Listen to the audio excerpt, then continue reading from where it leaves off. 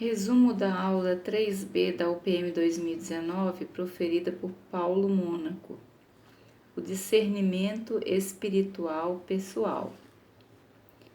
Ele fala, da publicação da exortação apostólica Gaudete et Exsultate, que é sobre a santidade, que marca uma etapa importante na caminhada da igreja, porque a dimensão pessoal da vida cristã é oferecida a todo o povo de Deus como parte integrante da experiência de fé. Ele diz que isso pode parecer estranho, porque talvez a gente pense que sempre foi assim, mas não era. A dimensão pessoal da experiência da fé é recente. A teologia está começando a receber essa dimensão e foi muito debatido no Concílio Vaticano II. A primeira parte da aula vai ser sobre conceitos básicos e a segunda parte um diálogo entre duas experiências místicas, a de Santo Inácio de Loyola e a de Chiara Lubich. Então ele fala que discernir para escolher é uma atividade cotidiana, mas para nós cristãos o discernimento espiritual é necessário para encontrar o caminho de santidade pessoal. No Novo Testamento, muitos textos exortam a discernir o estado da própria consciência, os sinais dos tempos, as manifestações carismáticas ou proféticas da comunidade, as doutrinas, Um exemplo de discernimento é aquela experiência de Pedro em Mateus, quando Jesus o chama de bem-aventurado porque acolheu a revelação do Pai a respeito dele, mas imediatamente o chama de Satanás, e Jesus mostra para ele, que os espíritos que o inspirou, o primeiro foi o espírito divino e o segundo o pensamento humano, que foi usado por Satanás como tentação. O discernimento espiritual, ele fala que no Novo Testamento é composto de duas palavras, dokimazo e diakrinou. Essa diakrinou composta para a separação dia e crino. Composta por dia, que significa separação, e crino, ação de um julgamento, decisão em um processo, acusação, condenação. Então vai significar um julgamento de separação para distinguir e ponderar, avaliar corretamente o que se apresenta diante de nós. É de diacrino que deriva o latim discernere e desse a palavra discernimento. Ele fala que existem diversos tipos de discernimento, Por exemplo, o discernimento vital orgânico que os rins fazem, separando, os elementos para assimilar aqueles elementos necessários dos elementos tóxicos, O discernimento racional intelectual, por exemplo, a consciência reflexiva, a capacidade de universalizar, de abstrair.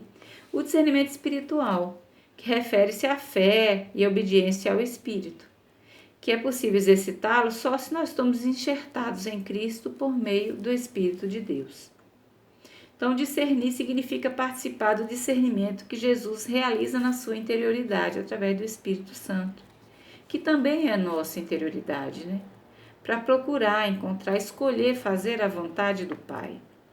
O Evangelho nos revela que Jesus aprendeu a encontrar, fazer a vontade do Pai em cada momento, reconhecendo em si monções interiores e nos outros mediações exteriores, quer dizer, a voz do Espírito Santo e a voz também do inimigo.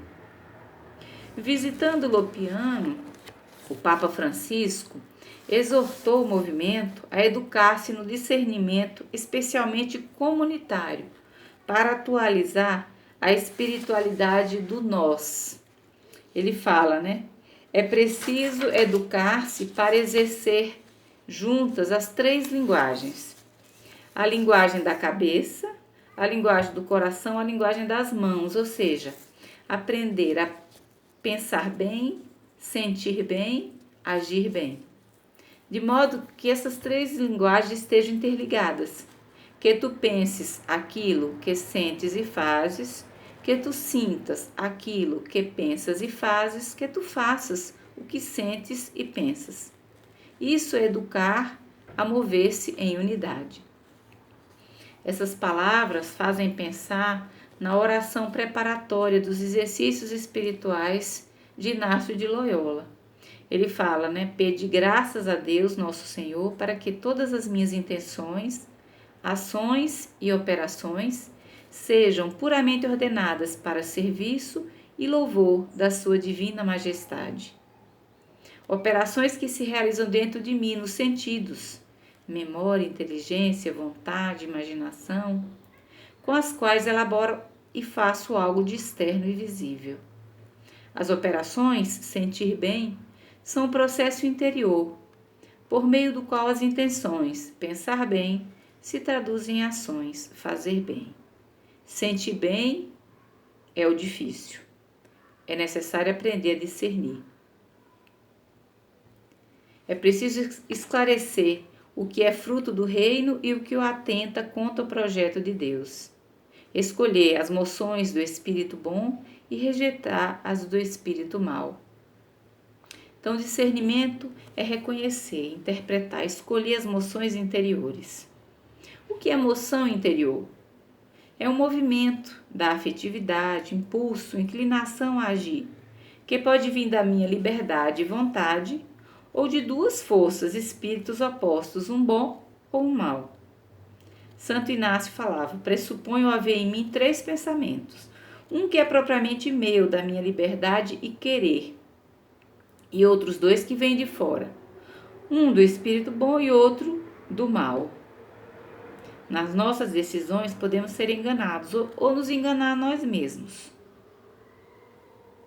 Na última invocação do Pai Nosso, Jesus fala da tentação e da libertação do maligno. A maior parte das nossas escolhas se realizam sob a força real, ainda que inconsciente, de sensações, sentimentos, desejos, medos. E também sob influxo de muitos condicionamentos externos que ameaçam a nossa liberdade. No caminho de fé na Bíblia, vemos a manifestação progressiva das reações humanas. E com isso, Jesus pôde educar os seus discípulos, purificando os pensamentos e os sentimentos do coração. Nos textos da Igreja do Magistério, as moções interiores são quase inexistentes em relação à extensa e articulada apresentação das mediações exteriores. O Papa Francisco lembra, nos custa deixar espaço à consciência dos fiéis, que respondem o melhor que podem ao Evangelho em meio aos seus limites, e são capazes de realizar o seu próprio discernimento perante situações nas quais se rompem todos os esquemas. Somos chamados a formar as consciências e não pretender substituí-las. Depois ele fala um pouco sobre a afetividade. É o ato de tomar consciência da reação global do ser vivente em contato com seu ambiente vital, de maneira particular em contato com seu ambiente interpessoal. 3 níveis ou dimensões da afetividade. O nível sensível, o estímulo provoca nossa reação e é percebido pelos sentidos. Então, eu tenho medo diante de uma ameaça à minha integridade, uma doença. Mas tem também a dimensão cultural, pela percepção de um valor ou falta de um valor adquirido pela inteligência. Por exemplo, o entusiasmo pela justiça ou pela injustiça. Essas dimensões são distintas, mas não são separadas, porque o sujeito que a sente e exprime é único. Uma ressoa na outra. O que se percebe na afetividade cultural transborda naquela sensível e vice-versa. Mas nós temos também a dimensão espiritual, produzida pelo Espírito, que infunde a fé na nossa inteligência e a torna capaz de colher valores específicos cristãos. E podemos reagir com 2 energias infusas, a esperança e a caridade. Então nasce uma afetividade nova, espiritual, dos filhos de Deus, que se insere na nossa afetividade natural. Agora, na segunda parte, ele vai falar, então, dos dois carismas, né, do Santo Inácio e de Chiara Lubick, em relação a esse discernimento. Então, ajudados por Inácio, vamos reconhecer e interpretar as moções interiores. Mas, antes de tudo, digamos que o processo de discernimento individual requer a oração pessoal e contínua.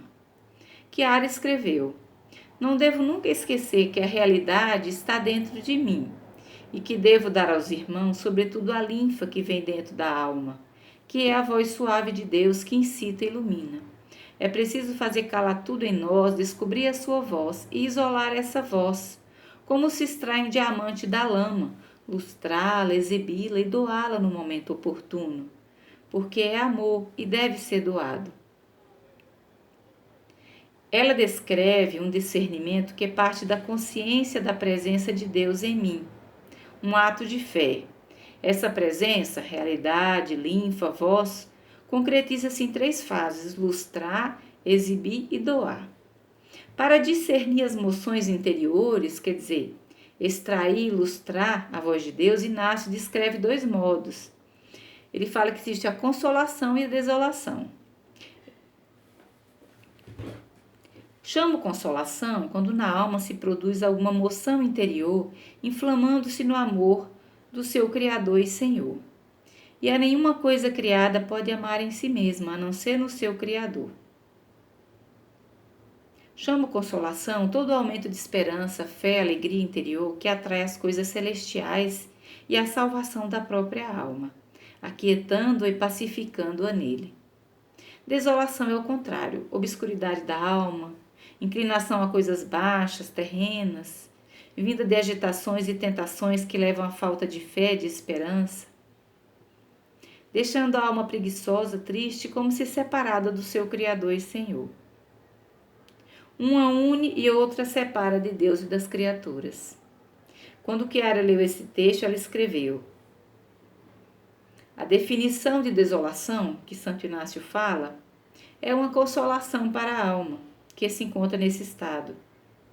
A desolação é um nome muito semelhante à desolada. É preciso estarmos prontos a ser provados com essas desolações, para sermos coerentes ao nosso procurar a desolada. Não é uma questão de pensamento intelectual, mas experiência do coração, da afetividade e da sensibilidade. É preciso discernir a verdadeira da falsa consolação pessoal e comunitária. Santo Inácio fala: é próprio do anjo mau entrar com pensamentos bons e santos na alma e depois sair trazendo a alma aos seus enganos, encobertos e perversas inclinações. Se o princípio, meio e fim são bons, inclinados ao bem, é sinal do bom anjo. Mas se no decurso os pensamentos acabam em algo mal, fazem a alma enfraquecer, se inquietar, tiram a paz, provém do mau espírito. Esses enganos podem vir de nós mesmos, do exterior, das pessoas, das estruturas civis, sociais e até mesmo eclesiais. Como membros do movimento, devemos acrescentar à dimensão pessoal do discernimento a escuta da voz de Jesus entre nós. Chiara fala: no movimento não se aprende somente a ouvir a voz do Espírito dentro, mas também a voz dele presente entre nós, unidos no ressuscitado, que é como um alto-falante da sua voz em nós. O que Chiara descreve é um evento místico. Ela nos faz tomar consciência, entender e sentir o mistério da presença de Jesus entre nós. Ao mesmo tempo, nós experimentamos este evento místico da ação de Deus em nós em infinitas maneiras, nuances, contextos. Escutar a voz de Deus com Jesus entre nós não é o ponto final de um processo de discernimento, mas é uma passagem que abre ulteriores discernimentos. A voz do Espírito, fruto de Jesus entre nós, submete-se ao discernimento, uma vez que é sempre mediada por pessoas concretas e, em todo caso, remete como última instância à consciência da pessoa. Sem o contínuo discernimento, poderíamos reduzir a vida de unidade a um ritual mágico, com todas as boas intenções, manipular com uma falsa unidade, uma falsa consolação a consciência das pessoas, que, lembremos-nos, é sagrada. Só Deus pode falar a consciência das pessoas. Ninguém pode fazê-lo, nem o inimigo tem esse poder. Então, Santo Inácio lembra: só a Deus, nosso Senhor, pertence dar consolação à alma sem causa precedente, porque é próprio do Criador entrar, sair, produzir emoção na alma, trazendo-a toda ao amor da sua divina majestade. Um êxtase, sem causa. Se também a voz do Espírito, fruto de Jesus entre nós, fosse uma consolação sem causa, será necessário, no entanto, prestar atenção ao que acontece no momento sucessivo, quando muitas vezes podem entrar em jogo convicções, projetos, esquemas, expectativa das pessoas ou os espíritos com os impulsos deles. O discernimento não terminou. Santo Inácio explica que existe um tempo no qual eu, pessoalmente ou coletivamente, posso ser pleno de luz.